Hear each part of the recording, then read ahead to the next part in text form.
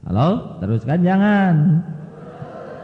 Nah ibu bapak tenang, masih ada satu kelas lain ya, yaitu ciri orang yang dangkal. Aduh, makin tegang kan? Jangan-jangan yang ini nih. Apa ciri orang yang dangkal?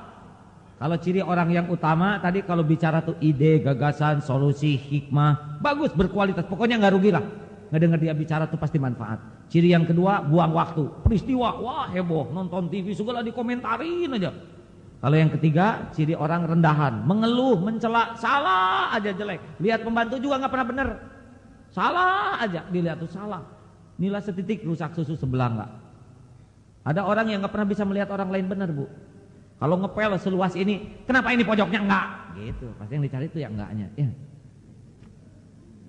Dan orang ini nggak disukai. Pernah dengar nggak orang yang suka komentar terus? Pernah dengar nggak? Pernah kan? Jelas kan suaranya? Suara kita tahu tidak itu ya? Asal tahu. Yang keempat adalah orang yang dangkal. Bagaimana yang dangkal? Orang yang dangkal itu kalau bicara orientasinya aku, I, gue, ogut, semuanya ke dirinya. Coba kalau tidak ada saya, tidak bisa. Untung ada saya. Bangun masjid, coba kalau nggak oleh saya, ini tidak akan pernah ada masjid di kampung ini. Tuh kan, saya yang ngasih tahu. Coba kalau nggak saya kasih tahu, saya aja. Kalau orientasinya, kebetulan anaknya kuliah di ITB, lalu dia lihat ada patung gajah. Ini ada patung gajah seperti lambang ITB, anak saya di ITB. Begitu padahal ada yang nanya itu. Dia sudah pernah ke Singapura, kemudian ada kucing gondrong. Ini kucing gondrong seperti singa ya. Saya sudah ke Singapura gitu. Dia ingin diketahui terus, expose dirinya itu. Kalau dia pulang dari Mekah, bu, nggak mau nengok, Bu Haji gitu. Kalau nggak disebut Bu Haji nggak nengok. Ibu, kalau ada orang cerita Mekah, saya pernah nginum ajar acuan, saya juga sudah pernah tapi biasa-biasa aja, gitu. Terus nggak mau kalah aja. Nah, kalau orang sudah selalu mengekspos dirinya tidak proporsional, itu ciri-ciri orang yang dangkal. Karena dia nggak punya stok untuk mulia kecuali muji-muji diri. Padahal dalam hukum wa ma tawaddu'a ahadun lillah illa rafa'ahu. Dan tiadalah orang yang rendah hati kecuali Allah mengangkat derajatnya. Seperti pipa U, makin kita bergegeh, makin rendah itu. Makin kita rendah hati, makin mulia. Nabi Muhammad itu panglima tertinggi, rendah hati sekali. Tidak pernah ngebeda-bedain, sopan, ramah kepada siapapun. Lagi ngumpul dengan sahabat-sahabatnya, ya Nabi, kita masak daging yuk. Ayo, kalau gitu saya yang bagian nyembelih, kata sobatnya. Kata yang lain, saya yang bagian ngulitin. Baik, kata saya bagian masak. Nabi juga ngacung, saya yang bagian nyari kayu bakar. Wah, gak usah Nabi mah, sama-sama. Dan saya juga mau makan, jangan sampai nggak tetesan keringat. Begitu rendah hatinya. Makanya maaf saja ibu bapak, kita tidak akan mulia dengan pangkat kita. Pangkat tertinggi di kantor ini adalah tawadu, rendah hati. Betul tidak? Setuju tidak? Halo? Ya. Kalau lagi ibu bapak itu bab mulut, makanya sekarang mah hati-hati, ilmunya sudah sama ya. Wah, 4 kamu jangan. Mata air yang melimpah bisa mengisi, gelas yang kosong ingin diisi. Orang yang kosong dari harga diri ingin dihargai. Orang yang melimpah harga dirinya bisa menghargai. Itu rumus.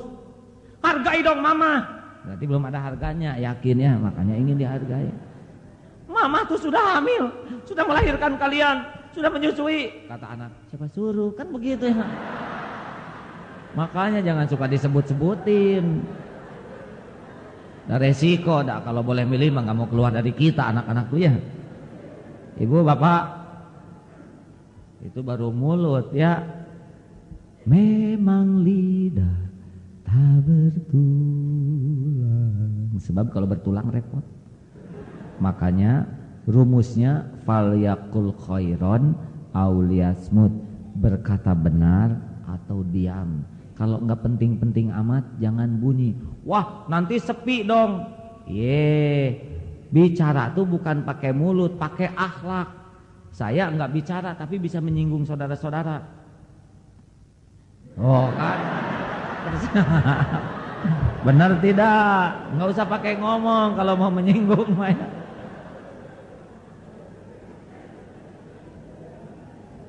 Makanya yang paling penting dari bicara itu adalah sikap. Sekarang kan TNI ini lagi banyak yang ngehujat, bagus, dan nyebut jelek juga tetap begitu ya.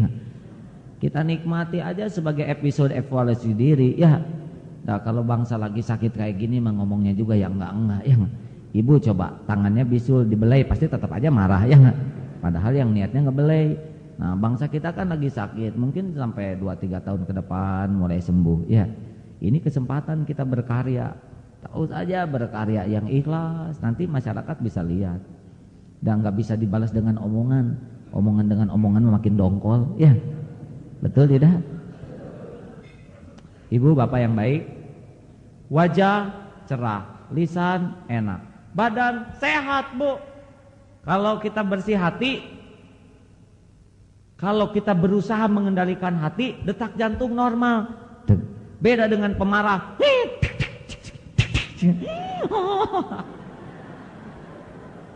Wah, capek, pemarah tuh capek. Sok aja ibu marah capek bu. Iya kan? Dengki tuh capek, cemburu tuh capek, emosi tuh capek, makanya banyak penyakit. Kalau ibu ingin bahagia, awet muda, sing bersih hati. Saya nanya ke istri saya, tadinya mau ikut nih istri, mama cemburu enggak sama? Cemburu mah cemburu atau tapi gimana? Rugi kalau terbakar cemburu teh capek. Mending daripada cemburu mah mending membahagiakan suami. Gitu. Itu asli. Ya udah capek atuh ya.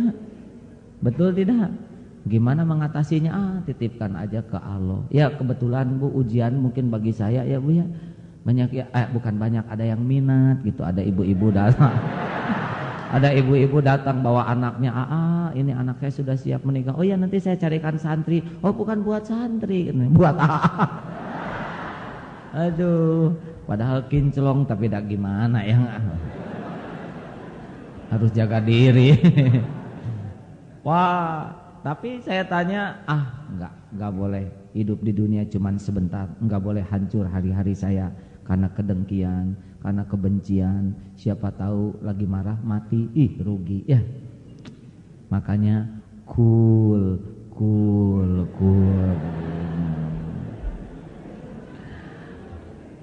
Nah ibu bapak, pertanyaan, kalau udah bersih hati enak, gaul dengan siapapun senang, kita mah nggak pusing. Kita sama-sama di Akabri misalkan, itu udah pasti nggak mungkin semuanya jadi panglima, udah pasti itu ya nggak. Pusing atau Indonesia semuanya jadi panglima. Kita harus siap menerima kenyataan bahwa tiap orang tuh beda-beda. Maka bagaimana sekarang solusinya? Apa yang menyebabkan hati jadi busuk, jadi kotor?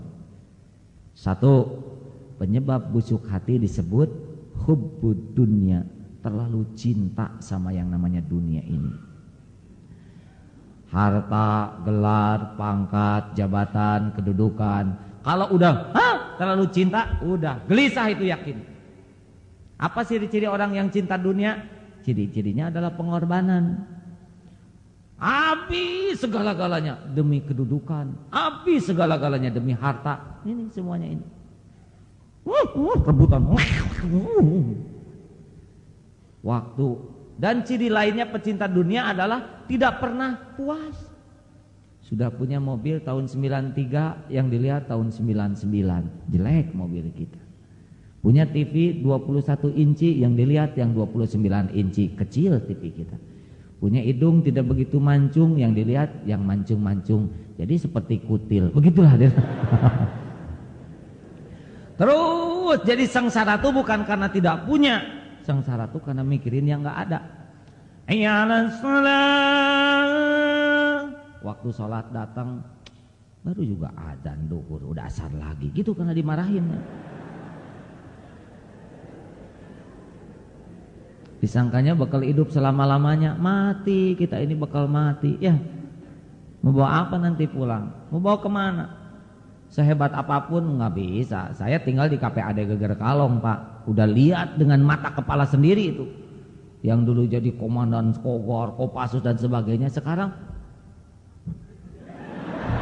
nggak bisa ditahan tua ini. Tua bener Pak. Untung ayah saya masih gagah.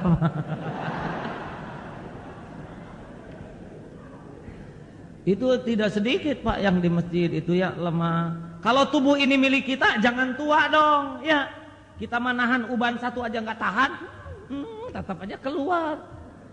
Ibu, bapak,